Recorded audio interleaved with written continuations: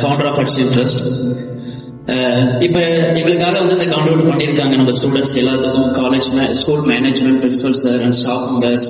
And பர்டிகுலராக எங்களுக்காக இந்த ஒரு நல்ல ஒரு காஸ்டாக பார்ட்டிசிபேட் பண்ண எல்லா ஸ்டூடெண்ட்ஸ்க்கும் வந்து தேங்க் பண்ணிக்கிறோம் ஃப்ரம் ஹட்சன் ட்ரஸ்ட் சார்பா.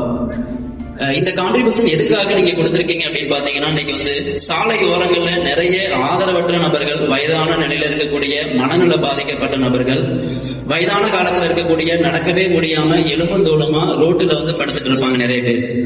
அவங்க அழுக்கான ட்ரெஸ்ஸோட இருப்பாங்க, முடிகள் சுருண்ட நிலையில இருக்கும், உடல்ல பல நோய்கள் இருக்கும், புண்ணு இருக்கும், புண்கள்ல புழுக்கள் இருக்கும். இந்த மாதிரி பல பிரச்சனைகள்ல வந்து நிறைய ஆதரவற்ற தாத்தா பாட்டிகள் வந்து ரோட்ல ஆதரவு இல்லாம இருப்பாங்க.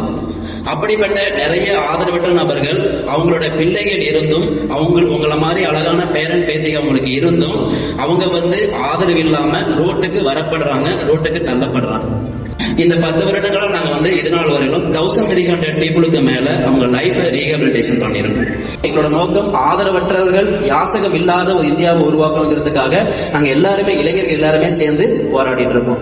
ஆஸ் அ ஸ்டூடெண்ட் நீங்க உங்க வீட்டுல இருக்கக்கூடிய அப்பா அம்மா கிட்டையும் சொல்லுங்க, நம்ம தாத்தா பாட்டிகளையும் நம்மளோட உறவுகளையும் காக்க வேண்டியது நம்மளோட கடமை. நீங்களும் சப்போர்ட் பண்ணுங்க. இந்த பெகர் ஃப்ரீ இந்தியாவை உருவாக்க எல்லாருமே ஒண்ணு சேர்ந்து நம்ம வந்து போராடுவோம். சோ இந்த நல்ல ஒரு வாய்ப்பை கொடுத்த நம்மளோட டிப்ஸ் மேனேஜ்மெண்ட் மனமார்ந்த நன்றியை வந்து தெரிவிச்சுக்கோங்க. Thank you so much.